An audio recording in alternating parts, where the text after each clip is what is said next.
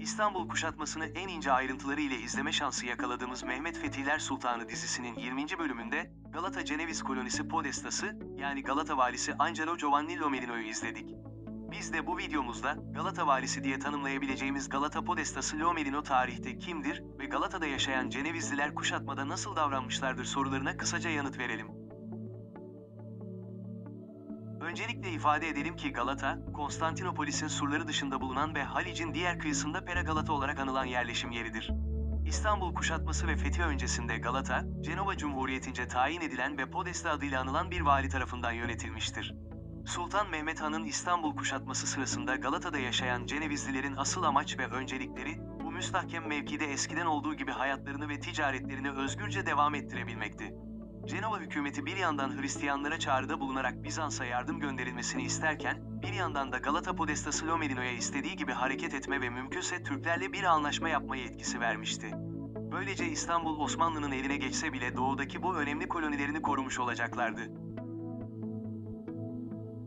Barbaro ve Dukas gibi tarihçilere göre, Galata Ceneviz kolonisi ve Lomelino, Sultan Mehmet Han kuşatma için Edirne'den ayrılmadan önce elçilerini göndererek ona itaatlerini bildirmiş ve daha önce yaptıkları anlaşmanın yenilenmesini talep etmişlerdir. Sultan Mehmet Han da, muhtemelen iki cephede birden savaşmamak ve bütün enerjisini İstanbul kuşatmasına harcamak için bu anlaşmayı kabul etmiş ve ayrıca Galata'yı savaş dışı bırakarak İstanbul'un Haliç tarafından da kuşatılmasını sağlamıştır. Buna karşılık Giovanni Lomelino, Cenova'dan aldığı emirlere göre Osmanlılara karşı ihtiyatlı bir tarafsızlığı sürdürürken, çok sayıda Cenevizlinin Konstantinopolis'in savunmasına katılmasını engellememiş ve Bizanslıların Haliç'e girişi engelleyen zinciri Galata surlarına asmasına da olanak sağlamıştır. Öte yandan Galata Podestası Lomelino'nun, Bizans İmparatorunun Haliç'te bulunan Osmanlı donanmasını yakma planını Osmanlı'ya bildirdiği ve imparatorun bu planına ihanet ettiği de ileri sürülmüştür.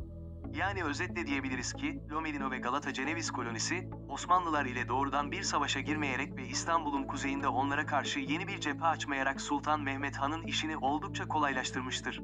Ne var ki Cenevizliler asıl planlarını, hem İstanbul'un kurtulması, hem de Osmanlıların eline düşmesi üzerine iki farklı ihtimal üzerine kurmuşlar ve bir anlamda ikili oynamışlardır.